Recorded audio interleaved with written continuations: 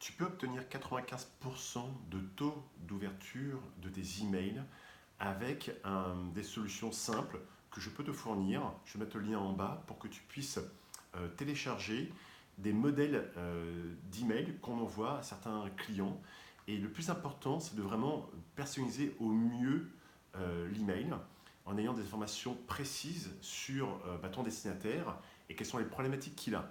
Si tu envoies un email générique, bonjour, voici mon code promo, déjà tu n'arriveras pas dans la boîte de réception de l'utilisateur, tu vas être catégoriser soit dans l'onglet promotion ou spam, donc tu ne seras pas dans ce qu'on appelle la BAL, boîte aux lettres. Et encore plus, si tu arrives dans cette fameuse boîte aux lettres de ton destinataire, il ne va pas lire ton email. L'objectif, c'est vraiment de pouvoir lui envoyer un message qui répond exactement à son besoin de façon précise et simple. Et donc, pour ça, on utilise, nous, en fait, des outils qui sont gratuits, comme Google Drive, où en fait, tu vas avoir un tableur où tu vas mettre les différentes informations que tu as réussi à récolter sur tes destinataires. Je peux même t'expliquer comment tu vas pouvoir automatiser ça. Et puis après, il y a des extensions qui vont te permettre d'envoyer ces emails régulièrement, comme envoyer 50 emails par jour gratuitement avec un plugin qui s'appelle YAM, Yet Another Mail Merge, qui va te permettre vraiment de pouvoir envoyer.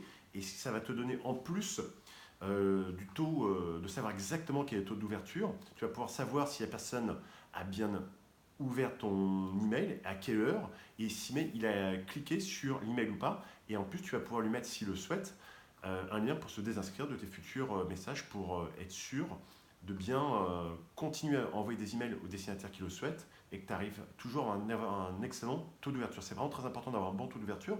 Et comment tu peux aussi avoir un bon taux d'ouverture? C'est en ayant des notions de copywriting. Ce qu'on appelle en français concepteur-rédacteur, c'est écrire un bon objet de ton email personnalisé et puis ensuite, dès le corps de ton message, apporter un maximum de valeur dès les premières lignes pour inciter l'utilisateur à lire les lignes complémentaires. Ça peut te paraître peut-être compliqué tout ça. L'objectif, c'est vraiment, on va t'aider pas à pas en te donnant des conseils, des astuces, des retours d'expérience pour qu'on puisse obtenir ces 95% de taux d'ouverture.